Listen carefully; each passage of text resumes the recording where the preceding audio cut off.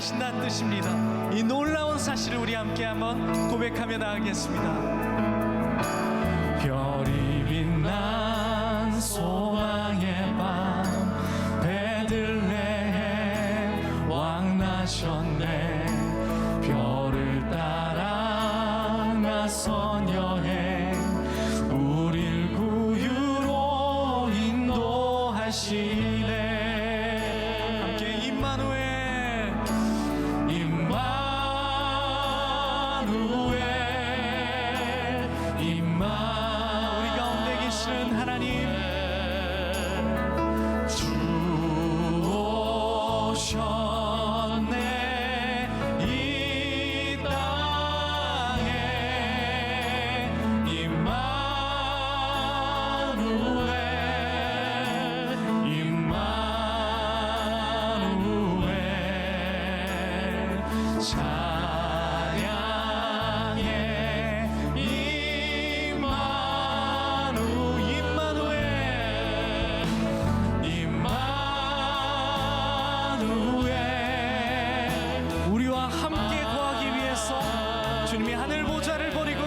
내려오셨습니다. 여러분과 함께 거하려고, 이 시간 우리와 함께 하시려고. 할렐루야. 임마누엘, 임마누엘. 찬양. 주님이 계심으로 우리 마음에 소망의 빛이 떠오릅니다. 우리 마지막으로 임마누엘.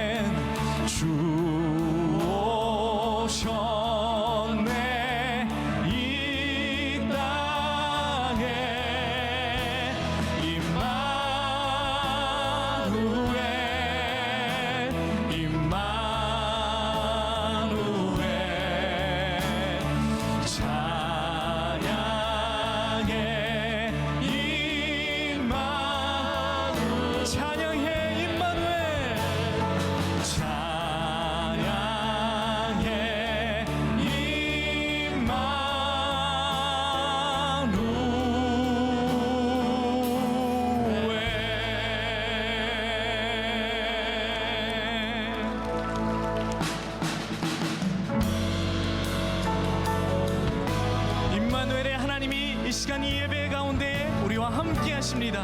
우리는 그저 우리의 눈을 들고 고개를 들어 우리 주님을 간절히 맞이했으면 좋겠습니다. 가능하시다면 다 자리에서 일어나셔서 주님 앞에 찬양하며 임례하며 보좌 앞으로 고개 들어 주를 맞이해. 우리 마음 엎드리며 경배합니다. 주를 만나는 귀한 시간 되게 하옵소서. 찬양. 왕의 위엄을 신령과 진정한 찬양으로 영광 돌려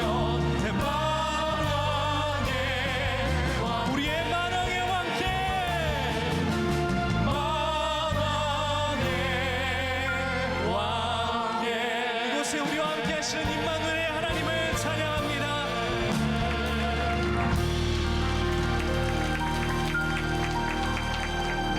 우리 사도신경을 함께 고백하겠습니다. 나는 전능하신 아버지 하나님 천지의 창조주를 믿습니다. 나는 그의 유일하신 아들 우리 주 예수 그리스도를 믿습니다. 그는 성령으로 잉태되어 동정녀 마리아에게서 나시고 본디오 빌라도에게 고난을 받아 십자가에 못 박혀 죽으시고 장사된 지 사흘 만에 죽은 자 가운데서 다시 살아나셨으며 하늘에 오르시어 전능하신 아버지 하나님 우편에 앉아 계시다가 거기로부터 살아있는 자와 죽은 자를 심판하러 오십니다. 나는 성령을 믿으며 거룩한 공교회와 성도의 교제와 죄를 용서받는 것과 몸의 부활과 영생을 믿습니다. 아멘. 다 자리에 앉겠습니다.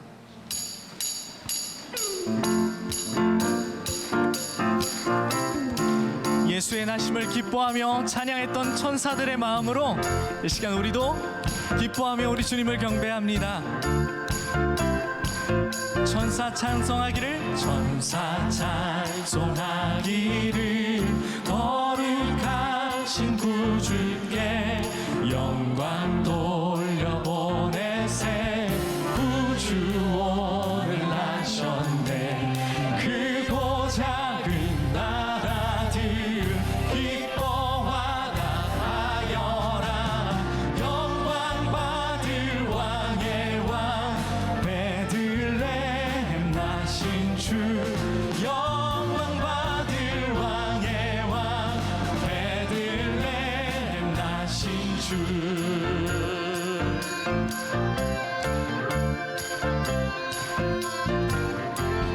오늘 나신 예수는 하늘에서 내려와 처녀 몸에 나셔서 사람 몸을 입었네.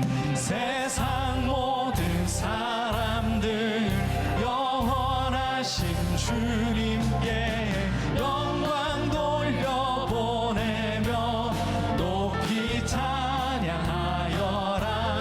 영광 돌려보내며 높이 찬양하여라. 의로우신 예수 평화의 왕, 의로우신 예수 평화의 왕이시고 세상 빛이 되시고 우리의 생명이 되십니다. 아멘. 죄인들을 불러서 거듭나게 하시고 영생하게 하시니 왕께 찬양하여라. 영생하게 하시니 왕께 영광 받을 왕의 왕, 영광 받을 왕의 왕 베들레헴 나신 주. 영광 받을 왕의 왕 마지막으로 영광 받을 왕의 왕, 영광 받을 왕의 왕 베들레헴 나신 주. 영광 받을 왕의 왕 베들레헴 나신 주.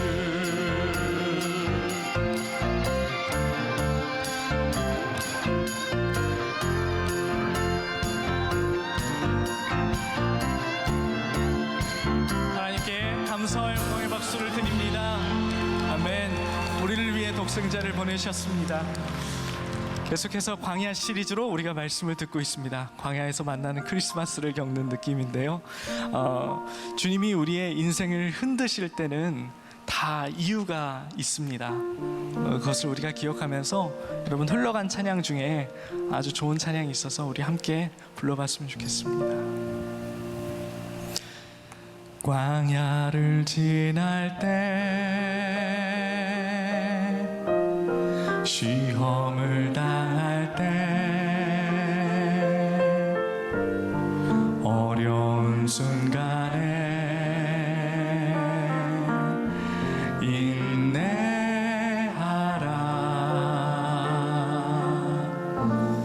주 너를 흔드사 감추인 어두움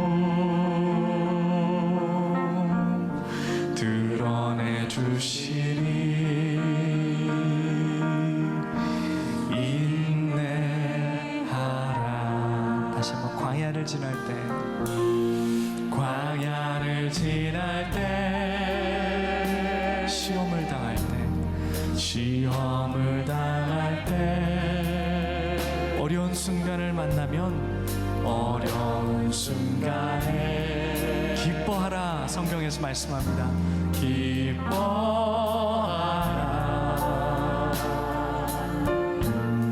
그 시련을 보게 주님이 여러분을 단련하사 너를 단련하사 놀랍게 주님이 빚어가실 것입니다. 기뻐하십시오. 기뻐하라. 아멘. 주 안에서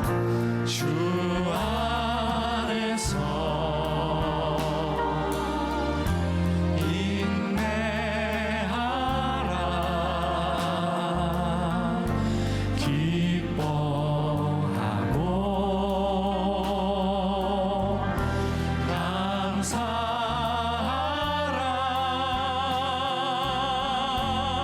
주 내 방패 되사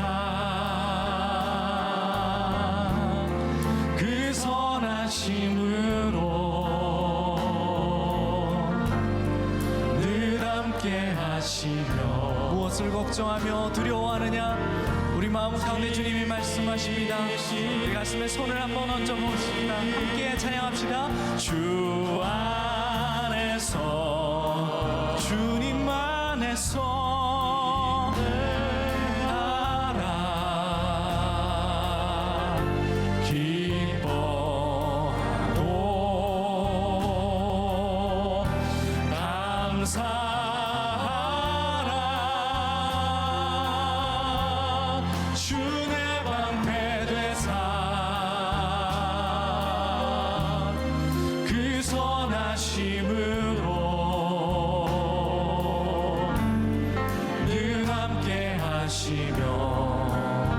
여러분과 화이어와 우리 싱어들만 찬양해 볼까요? 시리 주 안에서 주 안에서 인내하라.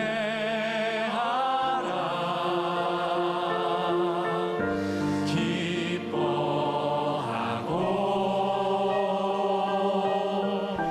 감사하라.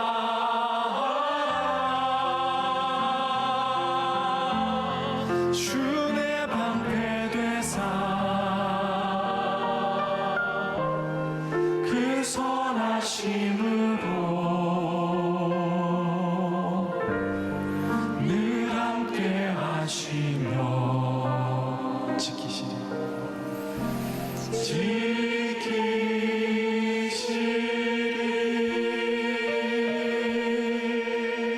손을 얹은 채로 같이 기도하겠습니다. 광야에서 방황하는 모든 자들의 쉴만한 물가 되시는 하나님을 찬양합니다. 너희가 광야를 지날 때 인내하고 기뻐하고 감사하라 말씀하시는 주님, 주님이 우리의 인생을 흔드실 때 주님의 분명한 계획과 확실한 이유가 있음을 믿고 주를 신뢰하기를 원합니다. 오늘 예배 중에서도 눈물을 마음속으로 삼키는 자들 위로하여 주시고, 슬프고 병든 마음 예수 이름 부를 때에 깨끗이 낫고 또 걸어가는 광야길에 지치지 않는 힘을 얻게 하여 주옵소서. 들려지는 말씀이 나의 것이 되게 하여 주시고, 지금 겪는 시련을 통해 말씀이 삶에 깊이 꽂히는 귀한 체험을 하는 주일이 되게 인도하여 주옵소서. 이 세상의 빛으로 나의 마음 가운데 소망으로 오신 예수 그리스도의 이름으로 기도합니다. 아멘.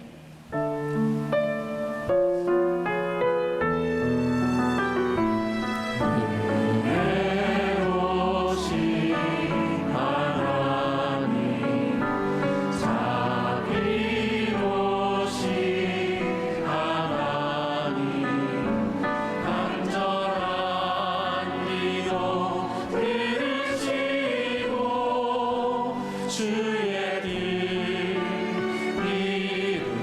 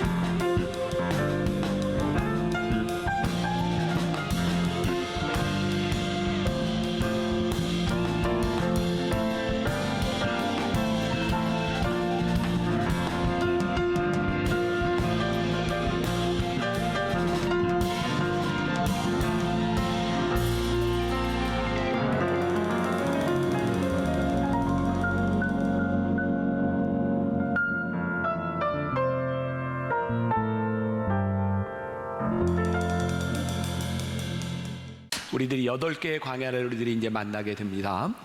어떤 부분이 내 삶의 광야일지 모르지만 그 중에 하나는 어쩌면 누군가의 광야가 되리라 생각을 합니다. 가나안에서 만난 광야를 이야기했다면 오늘은 눈물을 흘리며 만나는 눈물의 광야에 대한 말씀을 여러분들과 함께 나누려고 합니다.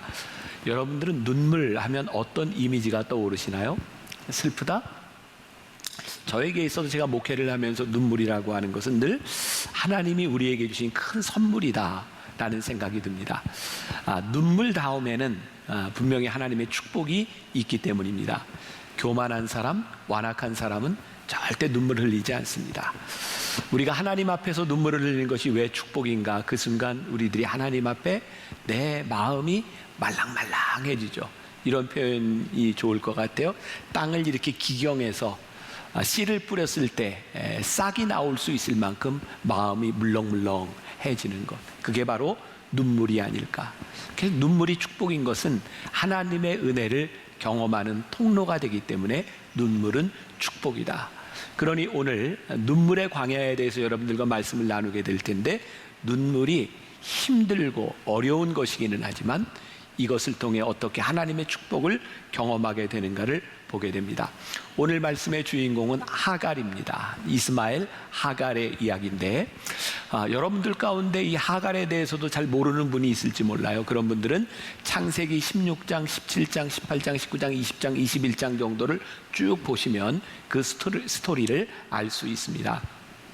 그리고 제가 내년부터 여러분들과 함께 창세기부터 요한계시록까지 성경 통독을 준비하고 있어서 지난주에 창세기를 제가 녹음을 다 했습니다. 이렇게 어려울 줄 몰랐어요.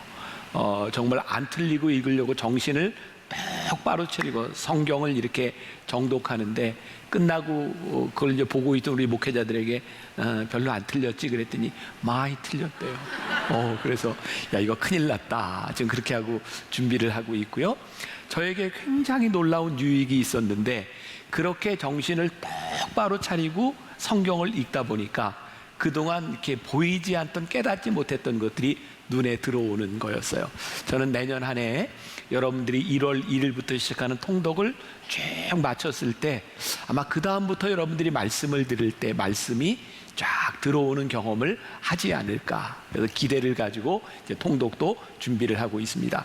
오늘 말씀에 등장하는 하갈, 이게 하갈이라는 인물을 보면 하나님의 긍휼을 받을 만한 자격이 별로 없는 것처럼 보이기도 합니다. 이 여인의 태도에 대한 문제요, 우리가 잘 모르지만 어쨌든 사라를 통하여 아브라함에게 들어가서 아이를 임신하게 되죠. 그런데 임신한 다음에 그의 여주인이었던 사라를 좀 멸시하고 어렵게 했던 인물이다, 이렇게 표현이 되기도 합니다.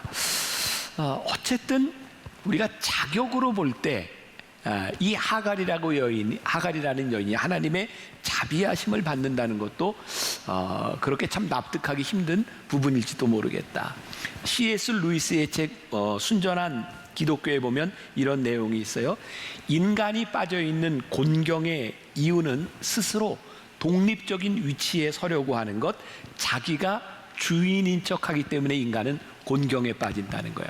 곤경에서 나올 수 있는 유일한 길은 하나님을 향한 반역의 무기를 내려놓고 항복하며 잘못하며 빌 때에 인간은 곤경에서부터 헤어나오게 될 것이라고 이야기합니다. 다시 눈물이라는 말과 이렇게 연결시켜 봅니다. 눈물을 흘린다고 하는 것, 때로 삶을 체념하는 것과 같은 눈물의 광야, 바로 거기에서 우리는 모든 것들을 하나님 앞에 내려놓습니다. 눈물을 흘리며 하나님의 도우심을 구하게 됩니다. 그때 우리는 하나님의 은혜를 경험하는 통로로 들어가게 되죠. 체념의 순간, 어쩌면 우리들에게 가장 비극적인 순간이라고 생각될지 모르지만 그때 하나님께로 돌아가는 회개의 역사들이 우리 가운데 일어나고 우리의 교만이 깨어지게 되죠. 어떤 상황에서든지 저는 분명히 믿습니다. 우리가 흐르는 눈물은 축복이다. 오늘 저는 그런 기대를 가져요. 어제 토요일부터 오늘 예배를 드리면서 많은 분들이 이렇게 찬양과 기도 가운데 눈물을 흘리는 모습을 봤어요. 하나님, 저들의 눈물이 축복이 되게 하여 주옵소서. 오늘 하나님이 주시는 눈물, 여러분들에게 임했으면 좋겠습니다. 우리가 성경에서 참 이해하기 힘든 부분, 오늘 말씀입니다. 하갈과 이스마엘이라고 하는 인물을 생각해 보세요. 이 성경은 아브라함을 중심으로 해서 사라와 함께 믿음의 조상의 이야기를 이루어가고 있습니다. 그러니까 그 스토리 가운데서 이 하갈과 이스마엘이라고 하는 인물은 거기에 들어가서 좋을 게 하나도 없는 사람이야. 마치 여기에 존재하지 않았더라면 좋았을 것을. 요 말을 가장 잘 표현할 수 있는 게 뭘까 생각해 보니까, 이제 당구를 쳤던 분들은 이 말을 알 텐데 여자분들은 잘 모를 수도 있어요. 겐세이라는 말이 있어요. 겐세이. 이렇게 사전에 보면 이게 일본어로 돼 겐세이, 뭐를 방해하다 이런 뜻이기도 합니다. 당구를 치다가 칠 수 없도록 방해하는 것을 겐세이라고 합니다. 이거 별로 도움이 되지 않는다는 거예요. 제가 이렇게 또 자료를 찾다 보니까 이 겐세이라는 말 가운데 당구 치면서 이런 말을 한대요. 조상 겐세이가 있대요. 그게 뭐냐면 당구를 치려고 하는데 팔이 짧어. 이게 이제 조상 겐세, 조상 때문에 못 치는 거라고 이야기를 하기도 하고. 자, 어쨌든 우리들의 인생에 마치 불순물처럼 내가 끼지 않을 곳에 끼어 있는 것처럼 생각되는 인물이 하갈과 이스마엘입니다. 아기가 태어난다는 건 축복이 되어야 하는데 지난주에 제가 할아버지가 되었습니다. 네.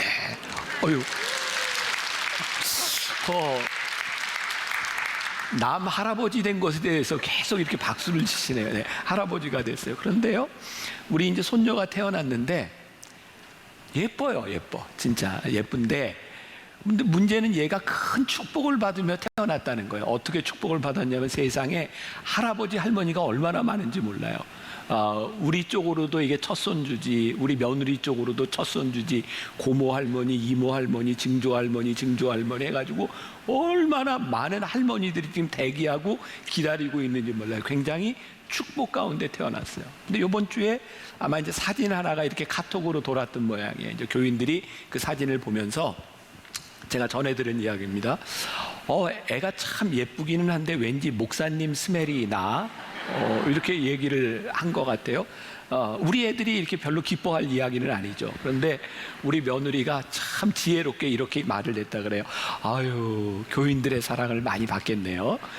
그렇게 이제 표현을 했다. 어쨌든 그 기쁨과 기다림 가운데 생명이 태어난다고 하는 것도 얼마나 감사한 일이겠습니까? 그런데 이 이스마엘이라고 하는 인물은 그렇게 태어나지 않은 거죠. 모르겠어요. 여러분들의 인생 가운데도 그런 것들이 느껴지는 분이 있을지 몰라요. 내가 왜 이 가정에 태어났을까? 나는 왜 사랑을 받지 못하는 존재가 되었을까? 나는 왜 이 공동체 안에서 불순물처럼 느껴지는 존재가 되었는가? 마치 나로 인하여 평화도 깨어지고 나로 인하여 가정이 힘들어지는 것처럼, 나로 인하여 불행이 온 것처럼 생겨지는 그런 일들. 오늘 본문은 바로 그들의 인생을 저주받은 인생이라고 생각되는 어머니와 아들의 이야기입니다. 오늘 본문 말씀은 이 하갈과 이스마엘이 광야로 쫓겨나는 그런 장면이죠. 자, 창세기 21장 14절에 보니까 이렇게 되어 있어요. 아브라함이 아침에 일찍이 일어나 떡과 물 한 가죽 부대를 가져다가 하갈의 어깨에 메어주고 그 아이를 데리고 가게 하니 하갈이 나가서 부엘세바 광야에서 방황하더니, 아침 일찍 아브라함이 떡과 물을 챙겨주었다라고 되어 있습니다. 굉장히 인자함이 느껴지시나요? 조금만 생각해 보면 그건 인자함이 아니라 너무나 잔인한 모습이죠.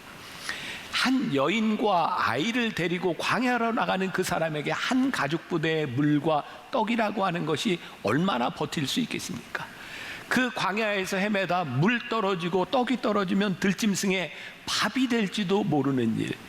어쩌면 아브라함은 이들을 챙겨줬다라기보다는 그를 버렸다라고 하는 것이 옳을 것 같기도 합니다. 그런데 오늘 이 아브라함에게도 버림받은 이 불쌍한 여인 하갈을 하나님이 버리지 않으셨다는 거예요. 이 땅에 누구도 실수 없이 재수 없이 태어난 인생은 없다는 거예요. 사람들의 실수로 태어났을지 몰라도 하나님께서 눈물의 기도를 들으시고 하나님께서 그 인생에 자비를 베풀어 주시는 이야기, 그게 오늘 하갈과 이스마엘의 이야기입니다.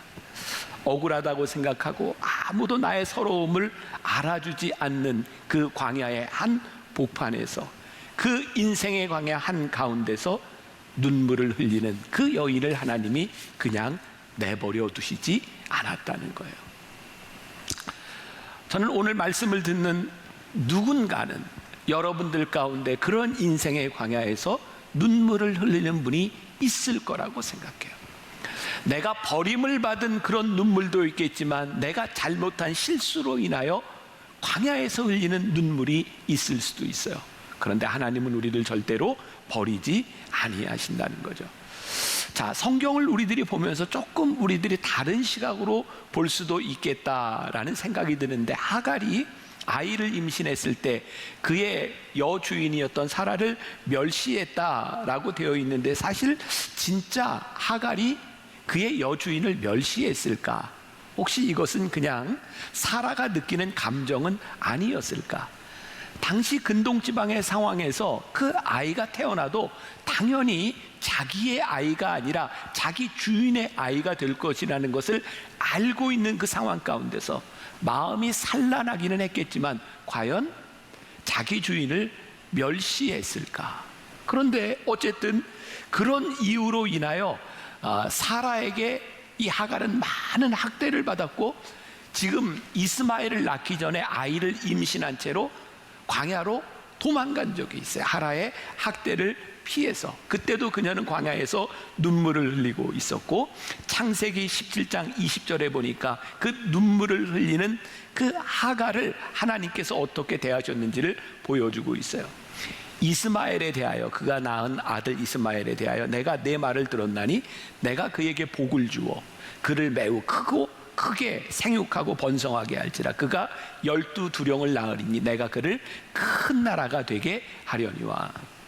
성경은 아브라함을 통해 낳는 아들 이삭만을 축복하는 것이 아니라 인생의 광야를 견뎌낸, 마치 인생의 불순물처럼 느껴지는 그 아들 이스마엘을 통해서도 축복하고 계시다는 것을 보여주고 계세요.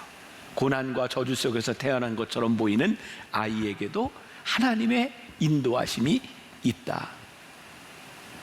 성경은 아브라함을 통해 또 이 하갈을 통해 하나님의 역사가 어떻게 이루어지는지를 보여주고 있는 것이죠. 오늘 사라와 하갈의 이야기를 조금 더 살펴보면서, 제가 오늘 이 말씀은 이진희 목사가 쓴 광야에 살다라는 책에서 아주 흥미로운 것들을 많이 발견하게 되었는데, 성경에서 사라가 하갈을 내쫓은 이유, 조금 전에도 이야기를 했지만 창세기 16장 5절에 보면 그가 자기의 임신함을 알고 나를 멸시하니.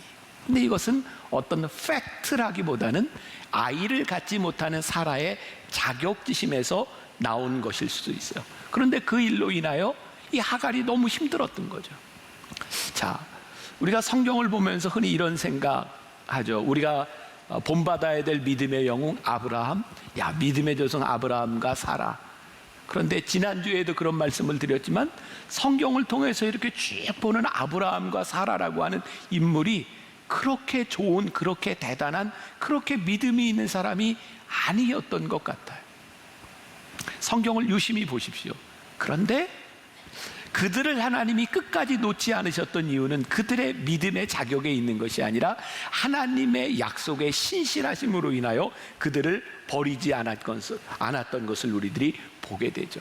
자, 하갈이 임신한 상태에서 그의 여주인 사라를 피해 광야로 도망갔을 때 하나님께서 창세기 16장 9절에서 이렇게 말씀하세요. 보세요. 제가 읽어드립니다. 9절. 내 여주인에게로 돌아가서 그 수하에 복종하라. 이 부분에 해당되는 이 구절을 히브리어로 직역하면 이런 뜻이 된답니다. 저는 히브리어를 잘 못해요. 그냥 그 글을 그대로 옮겨봅니다. 여주인에게로 돌아가서 그녀의 손 아래서 계속 학대를 당하라. 하나님 너무 잔인하지 않아요? 학대를 피해서 도망왔는데 하나님께서 하시는 말씀이 뭐냐면 너 돌아가서 학대를 당하라. 학대를 참고 견디라. 이 말씀을 가만히 묵상하다 보니까 하나님이 굉장히 잔인하게 말씀을 하고 있는 것 같은데, 가만히 생각해 보면 그게 잔인함이 아니라 정답이더라고요. 예를 들어볼까요? 여러분들의 아들을 군대 보냈는데 얘가 휴가를 나와서 엄마한테, 엄마, 나 정말 도저히 나를 괴롭히는 사람 때문에 저 군대로 돌아갈 수 없어. 그때 엄마가, 그래, 생각 잘했다, 여기서 엄마랑 살자. 그게 그 아이의 해답이 될 수 있을까요? 아니죠. 힘들지. 그렇지만 돌아가서 네가 그 시간을 잘 견뎌야 돼. 여러분들의 인생에 눈물의 광야를 지나는, 억울한 광야를 지나는 그 시간 가운데 그것을 회피하는 것이 정답이 아니라, 하나님께서 그래, 너 거기 가서 그 시간을 지내. 왜냐하면 하나님께서 약속해 주셨기 때문에, 내가 너를 버리지 아니하라고 약속해 주셨기 때문에 우리들이 그 광야를 견디고 그 고난을 견디고 나갈 수 있는 거예요. 자, 그렇게 하갈이 사라에게 쫓겨서 도망갔던 그 도망함이 있고, 또 하나 오늘 본문에 나오는, 이제 이삭을 낳고 이스마엘의 나이가 14살쯤 되었을 때에 이제 다시 쫓겨나는 장면이 오늘의 본문 말씀이거든요. 창세기 21장 9절에 보니까 쫓아나게 된 이유가 이렇게 나와 있어요. 사라가 본즉 아브라함의 아들 애굽 여인 하갈의 아들이 이삭을 놀리는지라. 놀렸다고 되어 있어요. 이 말은 웃다라는 말이 될 수도 있어요. 창세기 21장 9절에 공동번역 성경에 보면 이렇게 번역을 하고 있습니다. 그런데 사라는 이집트 여자 하갈이 아브라함에게 낳아준 아들이 자기 아들 이삭과 함께 노는 것을 보고. 굉장히 다른 뉘앙스입니다. 자, 이렇게 비유할 수 있겠죠. 아유, 권사님들 보면서 아이고 놀고 계시군요, 이렇게 얘기하는 것과 놀고 있네, 이게 뭔가 다른지, 이게 똑같이 놀고 있다는 말인데, 참 신비로운 것은 사라가 자기의 관점으로 모든 것을 보고 있었다는 거예요. 그리고 광야를 살다라는 책에 보면 그 이유를 이렇게 설명하고 있어요. 아주 흥미롭습니다. 제가 읽어드립니다. 이스마엘은 이삭을 희롱한 것이 아니라 이삭과 함께 놀고 있었다. 하지만 100번 양보해서 희롱했다고 하자, 그것이 그렇게 심각한 문제인가? 사실 이스마엘과 이삭은 14살 차이가 난다. 놀리고 말고 할 게 뭐가 있겠는가? 이스마엘이 이삭과 함께 놀아주는 것만도 사라가 고마워해야 할 일이다. 그렇다면 사라는 왜 노는 모습을 보고 그를 내쫓을 생각을 한 것일까? 사라가 진짜 걱정했던 것은 상속 문제였다. 창세기 21장 10절에 바로 그 다음 절에 보니까 이렇게 되어 있어요. 이 여종과 그 아들을 내쫓으라. 이 종의 아들은 내 아들 이삭과 함께 기업을 얻지 못하리라. 사라가 걱정한 것은 이 이스마엘이 있음으로 인하여 이삭이 다 받을 수 있는 유업을 이스마엘이 같이 받을까 봐. 자, 여기에서 우리들이 결정적으로 깨닫게 되는 것이 있어요. 아, 사라라고 하는 이 여인, 그리고 사라의 말을 듣고 그 아이를 네 마음대로 해라, 이렇게 쫓아내도 좋다라고 말한 아브라함, 이들은 과연 믿음의 자격이 있는 사람인가? 믿음의 조상이 될 만한 자격이 있는 사람인가? 우리가 다시 한번 깨닫게 되는 거예요. 그들의 믿음의 자격이 아니라 하나님의 약속에 신실함이 없었더라면 그들은 결코 믿음의 조상이 될 수 없었을 것이라는 거예요. 그리고 또 하나 놀라운 사실을 깨닫게 되는데, 하나님께서는 그들을 믿음의 조상으로 삼으셨지만 아브라함과 사라에게 눈물의 광야를 경험하게 하셨다는 거예요. 여러분들 잘 기억하십시오. 우리가 눈물의 광야를 지나가는 두 가지가 있는데, 하나는 나의 잘못으로 인하여 눈물의 광야를 지날 때도 있고, 억울하게 우리의 인생 가운데서 눈물의 광야를 지날 때도 있고, 중요한 것은 이 눈물의 광야를 다 지나며 하나님을 바라보아야 한다는 것이죠. 자, 아까도 제가 이야기를 했지만 아브라함이 하갈을 내어쫓은 것은 살라고 내쫓은 것 같지는 않아요. 그대로 내어쫓으면 그들이 거기에서 죽을 수도 있는 거죠. 저는 그런 생각이 들어요.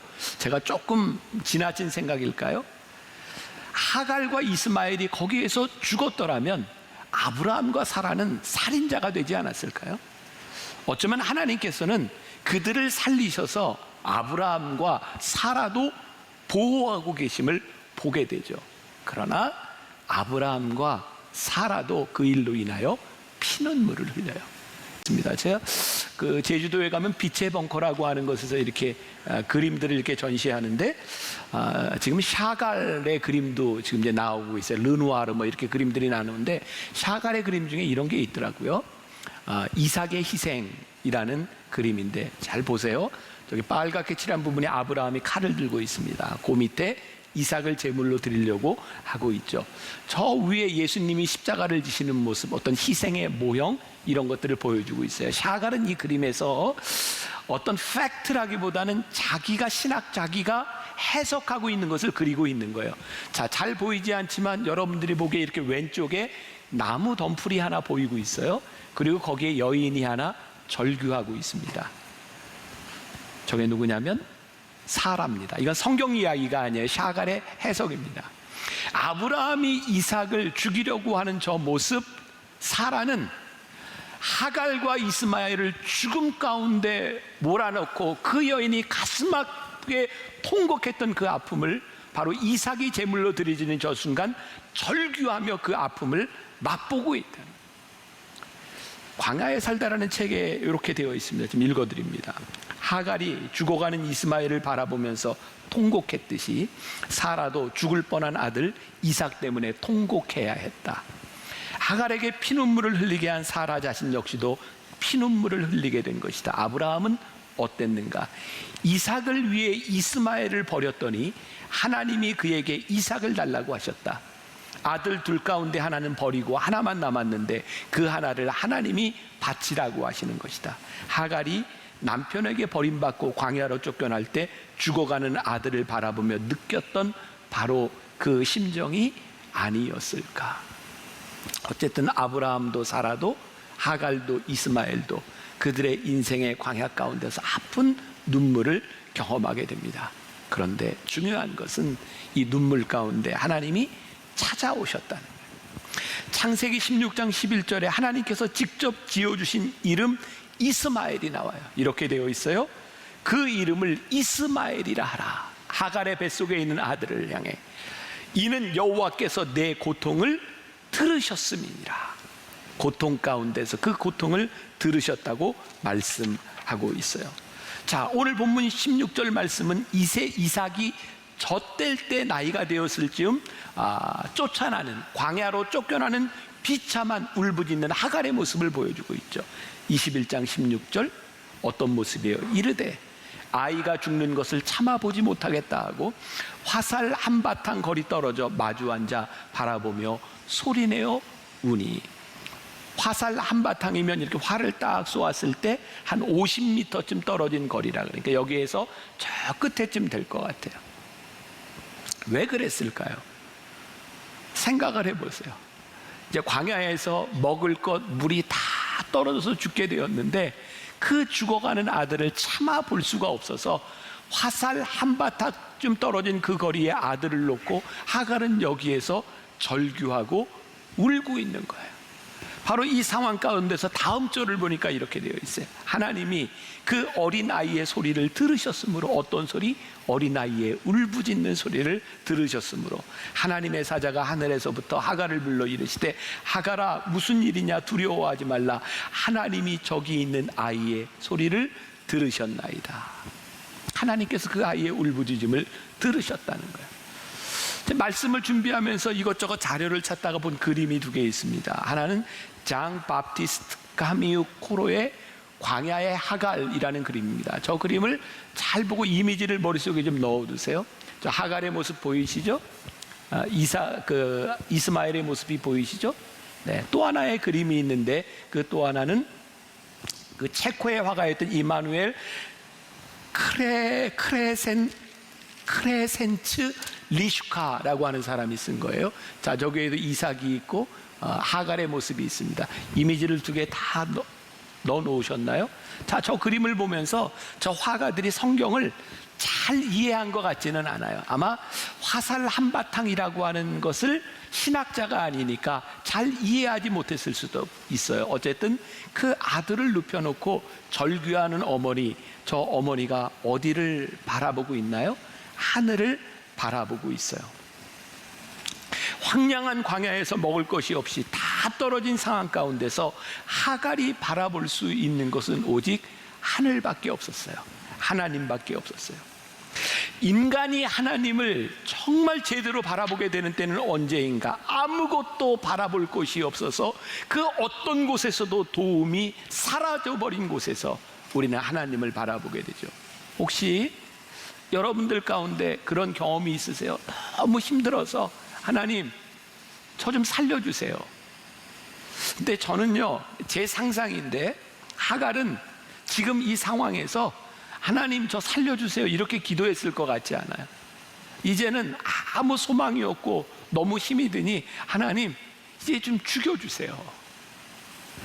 하나님 살려주세요라고 하는 기도는 아직도 희망이 남아있는 기도이겠지만 이제 그 희망도 없는 하갈에게 있어서 어쩌면 하나님 저 그냥 죽여주세요라고 하는 기도를 하지 않았을까. 그런데 하늘로부터 음성이 들려요. 두려워하지 말라는 음성이었어요. 그런데 이 음성은요, 하갈이 이스마엘을 낳기 전에 사라에게 쫓겨 사라를 피해서 광야로 도망갔을 때 들었던 그 음성이었어요. 자, 창세기 6장 13절 보세요. 하갈이 자기에게 이르신 여호와의 이름은 나를 살피시는 하나님이라 하였으니 이는 내가 어떻게 여기서 나를 살피시는 하나님을 배웠는고 함이라. 하갈이 만난 하나님이 어떤 하나님이냐면 두려움 가운데 울부짖을 때 나를 부르시는, 나를 살피시는 하나님, 엘로이, 나를 살피시는 하나님, 나의 억울함을 들으시는 하나님을 여기에서 만나요. 그런데 그가 만났던 살피시는 하나님을 여기에서 다시 만나게 되는 거죠. 그리고 저는 이런 생각을 해요. 하갈이 사라에게 쫓겨서 엘로이, 나를 살피시는 하나님을 만났던 그 기억, 믿음의 추억을 가지고 하나님 저를 죽여주세요. 저 너무 힘이 듭니다. 눈물의 광야에서 그 살피시는 하나님이 다시 한번 하갈에게 찾아오셔서 그 여인을 위로해 주세요. 뭔가 좀 떠오르는 이야기가 하나 있지 않나요? 보니까 엘리야라고 하는 선지자가 850명의 선지자들과의 싸움에서 승리하고 난 후에 이제는 됐다라고 생각했는데 이세벨이 그를 죽이려고 하니까 이제는 너무 낙심이 돼서 이제는 내가 더 이상 소망이 없는 것 같습니다. 낙심이 되어서요, 저 로뎀나무 아래 가서 하나님 이제 저 죽여주세요 라고 기도하죠. 그때 하나님이 똑같이 그 엘리야에게 찾아오셔서 그를 어루만지시고 그에게 떡과 물을 주시며 그를 일으켜 세워주세요. 그런데 오늘 똑같이 이 하갈, 마치 그의 인생이 불순물처럼 아브라함과 사라의 인생에 끼지 않았으면 좋겠다고 느껴지는 그런 인생을 살고 있는 하갈에게 찾아오셔서 하나님께서 똑같이 그녀를 살피시고 먹이시고 일으켜주세요. 여러분, 하갈과 엘리야를 어떻게 비교할 수 있을까요?